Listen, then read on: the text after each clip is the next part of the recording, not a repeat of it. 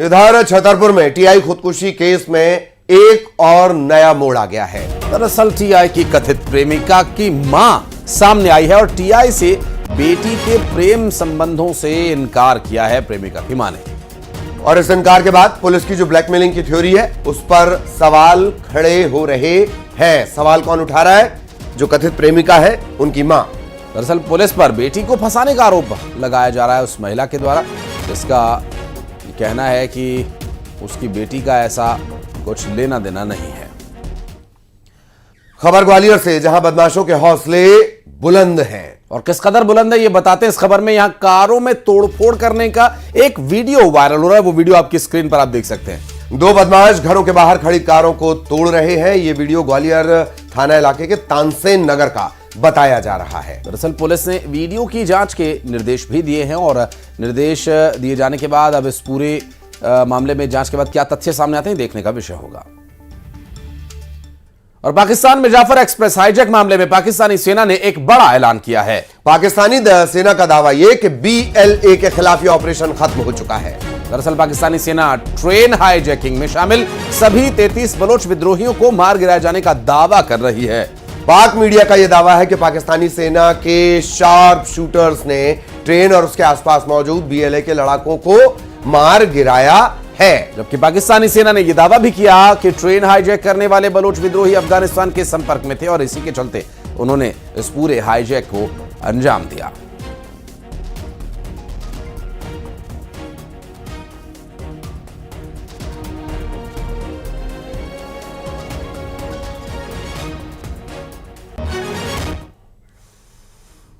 इधर Chhattisgarh sex CD कांड में अब एक नया मोड़ आ गया है। दरअसल सीबीआई ने रिवीजन याचिका फाइल की और कोर्ट ने भूपेश बघेल को इस मामले में बरी कर दिया था। अब सीबीआई ने जिला अदालत में एक रिवीजन पिटीशन फाइल की है। जिला न्यायालय ने मामले को सीबीआई की विशेष कोर्ट में भेजा है। 4 अप्रैल को अब इस पूरे मामले की सुनवाई की जाएगी और देखना होगा कि जो राहत मिली थी भूपेश बघेल को, क्या वो एक बार फिर आफत में बदल सकती है। रिवीजन पिटीशन के संदर्भ में सुनवाई के बाद स्थिति और स्पष्ट हो सकेगी।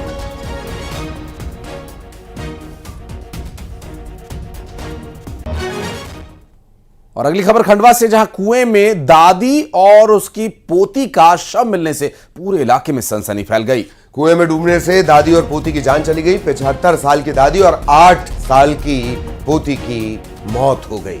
इस पूरे मामले की जांच में फिलहाल पुलिस जुटी हुई है। मूंदी थाना इलाके के काकरिया गांव की यह पूरी घटना बताई जा रही। खंडवा से ये पूरा घटनाक्रम सामने आया, जहां दादी और पोती की मौत कैसे हुई, कैसे कुएं में दोनों की लाश मिली, ये जो पूरा विषय है ये जांच का है। बहरहाल देखना होगा क्या कुछ जांच में तथ्य सामने आते हैं।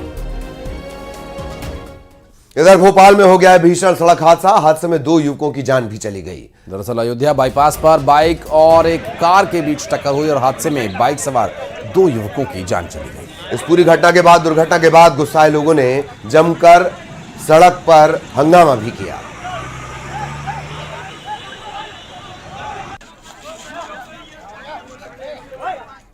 और सागर में न्यूज 18 की खबर का बड़ा असर हुआ, जहां बीजेपी पार्षद मनोज राय को अब पार्टी से बाहर का रास्ता दिखा दिया गया है।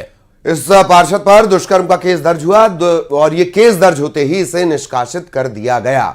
और इस खबर को न्यूज 18 ने प्रमुखता से दिखाया था जब महिला बीजेपी नेता के द्वारा इस व्यक्ति पर दुष्कर्म करने का आरोप लगाया गया था। और इतना ही नहीं, SC/ST एक्ट सहित कई धाराओं में इस पर केस दर्ज हुआ। हालांकि अभी भी जो आरोपी पार्षद है वो कानून के लंबे हाथों से दूर है। कई टीम बना दी गई है।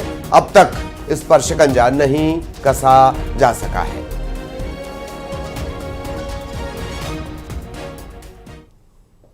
और अब आपको दिखाते हैं कांग्रेस के विधायक का निराला अंदाज। श्योपुर में कांग्रेस विधायक बाबूलाल जंडेल मदारी बन गए। तो अलग अलग स्वांग रचते हुए आपने देखा है। कभी गले में सांप लपेट लेते हैं, कभी कबूतर बिठा लेते हैं और अब मदारी बन गए हैं। कांग्रेस विधायक ने बंदर को कंधे पर बिठाया हुआ। हालांकि कुछ देर तक बंदर माननीय के कंधे पर चढ़कर बैठा रहा, उनके सिर पर बैठा, फिर काफी देर तक ये सिलसिला चलता रहा। और ये नजारा उस वक्त का है जब खाटू श्याम की पैदल यात्रा निकाली जा रही थी। इससे पहले कबूतर कंधे पर बिठा चुके हैं, डांस करते नजर आ चुके हैं, गले में सांप डाल चुके हैं। सोशल मीडिया पर जंडेल इसी तरह से लगातार वायरल होते रहते हैं। बंदर भी उठकर चला गया, बताइए।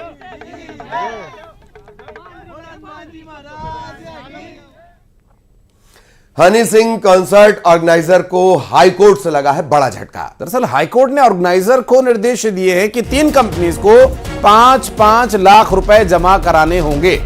नगर निगम में 5-5 लाख रुपए जमा कराने के निर्देश आयोजकों को दिए गए हैं। अंडरटेकिंग देने के लिए भी निर्देश दिए। कार्यक्रम के ऑडिट रिपोर्ट जमा करने का भी आयोजकों को निर्देश दिया गया। 1 सप्ताह में रिपोर्ट जमा करने के ये निर्देश दिए गए हैं। आपको याद दिला दें, नगर निगम ने एलईडी और साउंड सिस्टम को जब्त कर लिया था और निगम की कार्रवाई के खिलाफ जो आयोजक हैं वो हाई कोर्ट चले गए थे।